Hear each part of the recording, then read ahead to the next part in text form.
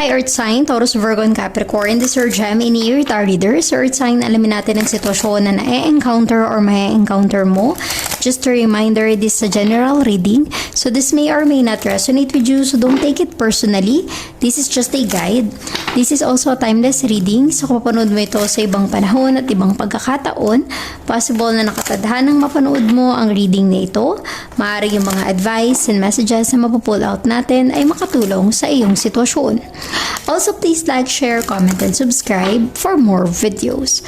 For sign, I mean Earth Sign, Taurus, Virgo, and Capricorn. Salamat sa pagsuporta at pagsubaybay sa ating channel. Na-appreciate ko lahat ng comments and messages nyo sa ating videos. Earth Sign, Taurus, Virgo, and Capricorn, give me your energy. Earth Sign. You have Page of Swords and Air Sign.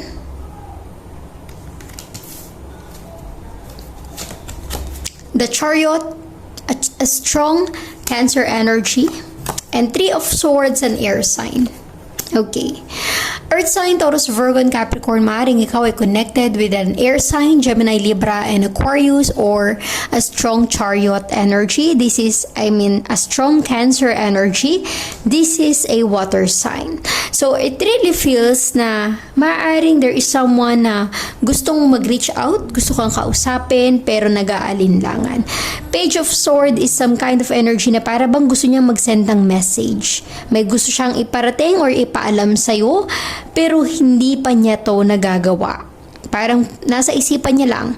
Gusto niya mang gawin, nag-aalinlangan. Pages is some kind of energy na immature. Kumbaga, walang lakas ng loob. Kasi hindi siya sigurado sa kung ano yung magiging reaction mo or response mo. Kumbaga, maaaring yung person na involved sa'yo with the Page of Swords is some kind of takot, may doubt, nag-aalinlangan. Pero may gusto siyang sabihin, may gusto siyang iparating. So let us see. You have the Chariot. The Chariot is a movement, action. Maaaring may nangyari, may ginawa. Kung ano man yung sitwasyon na ito, may pinlano. So let us see that energy. And you have the Three of Swords, broken-hearted because of the separation. Kaka-break lang. There's so much sadness, pain. Para bang hirap kalimutan. Let us clarify that energy for Earth Sign, Taurus, Virgo, and Capricorn. Give me the Chariot. Give me the Chariot energy for Earth Sign, Taurus, Virgo, and Capricorn.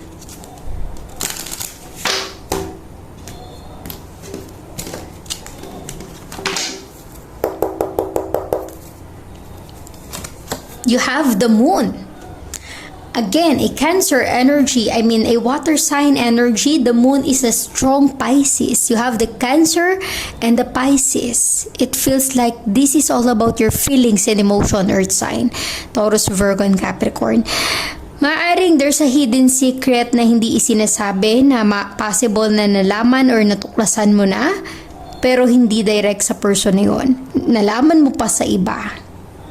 Nafe-feel ko na maaaring ikaw ay gumawa ng paraan or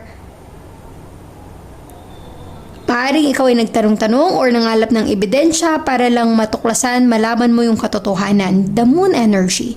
Ikaw mismo yung nag-take ng action para lang malaman or matuklasan mo yung sinisikreto or nililihim sa'yo. Maaaring ito ay patungkol sa love life. Possible din na sa trabaho mo. Diba? Parang feeling mo may itinatago sa'yo, kaya ikaw na yung gumawa ng way para malaman yung katotohanan.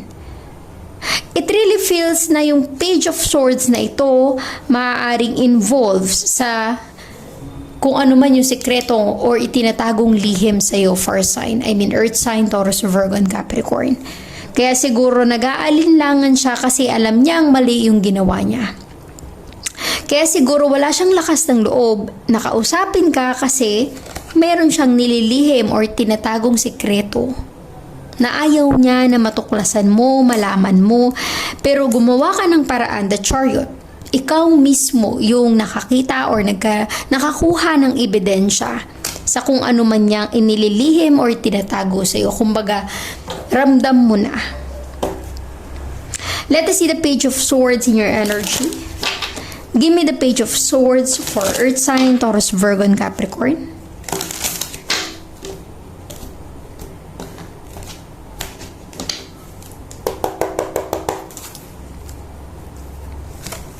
You have the Nine of Cups, a water sign. Diba? Possible na ikaw ay connected with a water sign, Cancer, Scorpio, and Pisces. But it really feels na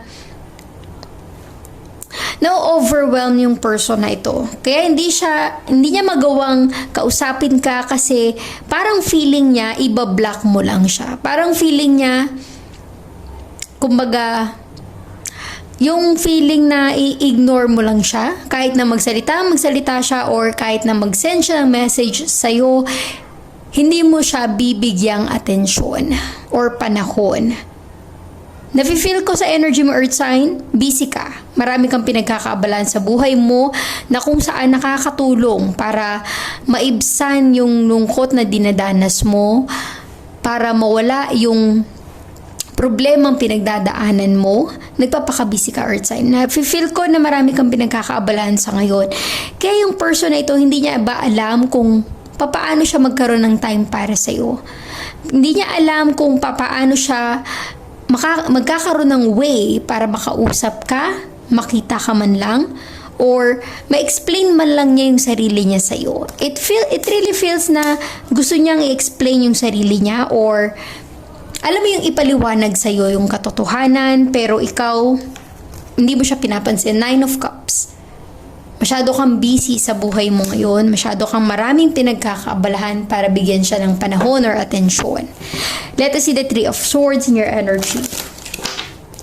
Give me the Three of Swords for Earth sign, Taurus, Virgo, and Capricorn.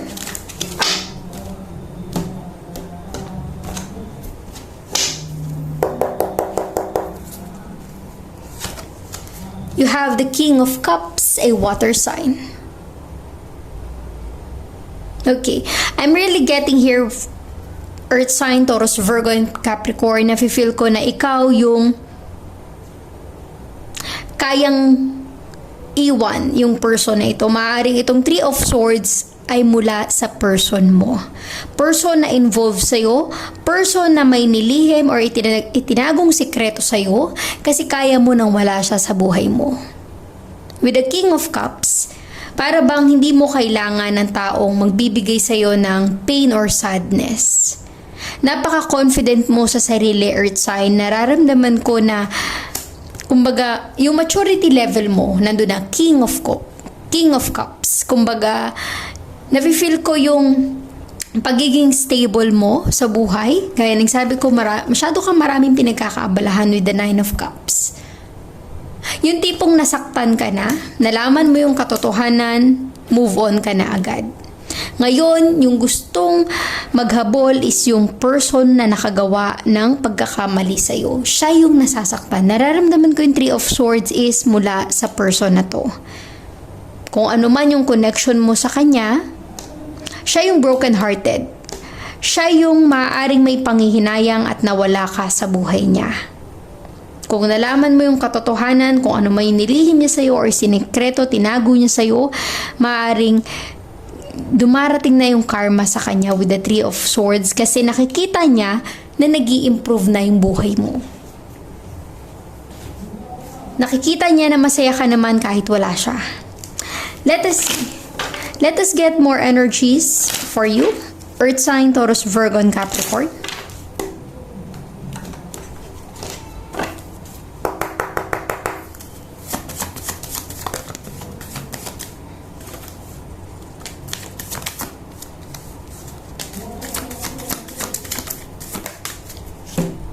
Okay. Earth sign you have here. Mature woman. I'm really getting an energy na ito ay energy mo. Mature woman, confident sa sarili. Hindi mo hahayaan na merong taong manlamang, manloko sa'yo, mang-cheat. Yung para bang pag ikaw ay niloko, pinaglihiman, sinikretuhan, hindi mo na siya bibigyan ng pagkakataon pa na i-explain yung sarili niya, ikakat mo na siya sa buhay mo. You have the courthouse. There's a possibility na this is some kind of a legal matter or legal issue. Maaaring annulment, separation, divorce. Para sa iba, kung ikaw ay na-scam, naloko, maaaring ito ay nasa korte na yung issue nyo. Toil and labor, related ang trabaho mo. Possible na related din yung work ng person na ito. You have pathway. Pathway means new beginning. Kasi nga may breakup, may separation, may hiwalayan. Ibig sabihin nun, you are turning to a new beginning or new journey of your life. And you have thoughts. Gaya ng sabi ko kanina, namimiss ka niya. Naaalala ka niya. Lagi kang nasa isipan ng person na ito. Kaya nga siya yung broken hearted eh. Yung tipong gusto ka niya kausapin, pero hindi niya alam kung sa papaanong paraan. Kung ano man yung relationship mo sa kanya, ikaw lang nakakaalam, Earth sign. But I'm really getting here, this person really wants to reach out. Let us get more clarification for you, Earth sign, Taurus, Virgo, and Capricorn.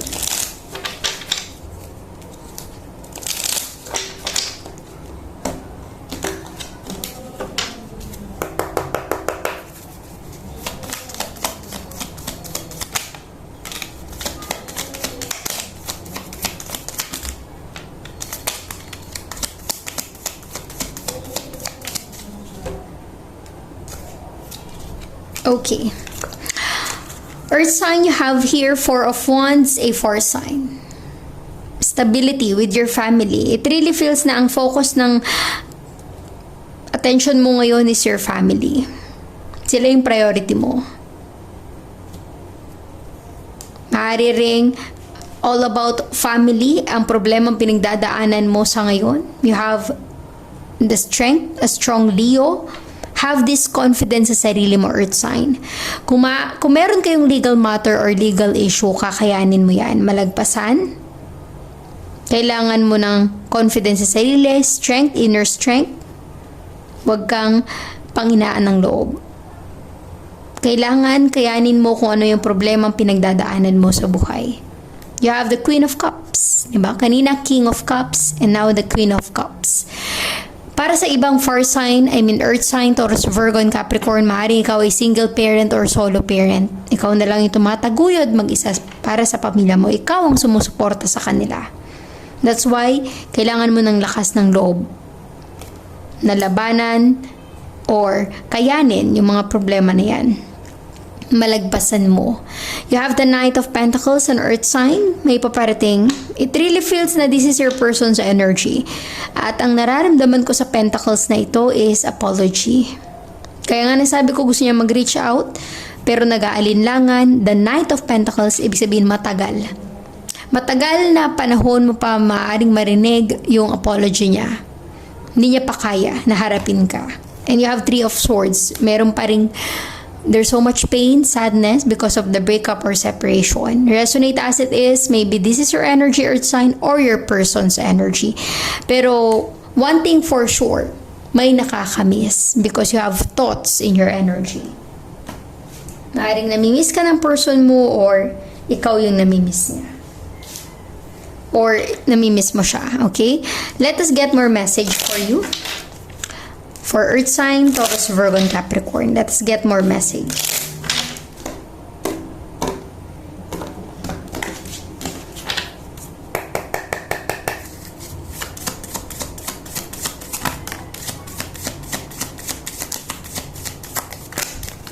Let us get message from your person. Ano yung gusto niyang sabihin pero hindi niya magawa-gawang sabihin sa'yo or aminin? It was my fault, but I blamed you. Sinisi ka niya. Kasalanan niya, pero sinisi niya sa'yo. You speak to me through music. Diba? Namimiss ka niya through music. Madalas ka niyang maalala. I wish I could take back my words. May panghihinayang. I wish I could share my good news with you. Namimiss ka niya, nakasama ka niya. I hope that you can forgive me one day. Umaasa? Sometimes I stay awake thinking about you. Hindi ka mawala sa isipan ng person na ito. Kaya nafe-feel ko with the Three of Swords, siya yung broken-hearted. Siya yung stress. Siya yung in pain. Let us get more message for you, Earth sign, Taurus, Virgo, and Capricorn. Give me more message for Earth sign, Taurus, Virgo, and Capricorn.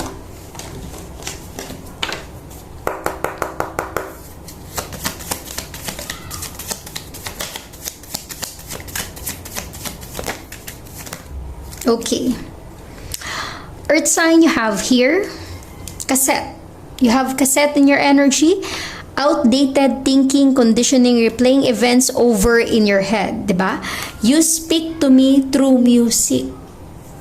Namimiss ka ng person mo at lagi ka niya naaalala pag meron siyang naririnig na music. Stab in the back, heartbreak, pain, separation, deception, shocking attack. Maaaring ito yung reason kung bakit merong broken-hearted. The sword and rose. Clarity, truth, revelation, solidarity, force, honor, protection, power, meaning to say, kumbaga, nabunyag na yung katotohanan, revelation. You have kisses, unconditionally loving, giving and receiving affection, falling in love. Heartbroken, deeply hurt, sad, separation, breakup, feeling lost, grieving, and mourning. And you have separation, sadness, missing you, thinking about you, yearning, unsure of future. Diba? Sabi ko sa'yo, Earth sign, merong magre-reach out pero matagal nga lang. Nafe-feel ko yung energy ng person na ito na gusto ka niya talagang kausapin. Dahil namimiss ka nga niya. Let us get some advice. Angel guide, give me some message, advice for Earth sign, Taurus, Virgo, and Capricorn.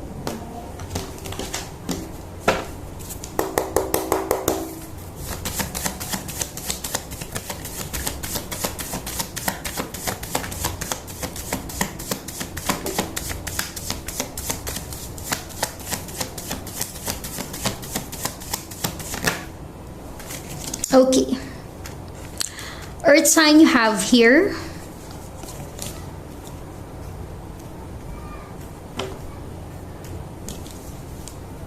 a year from now. Reconsider if you can. Just wait.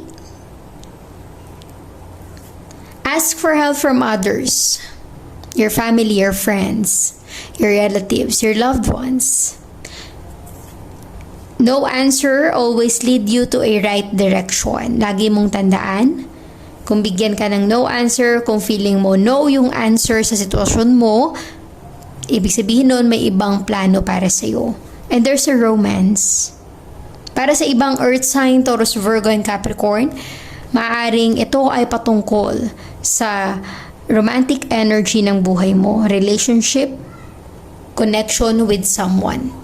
So thank you, Earth sign, Taurus, Virgo, and Capricorn. Please like, share, comment, and subscribe for more videos. Thank you, Earth sign.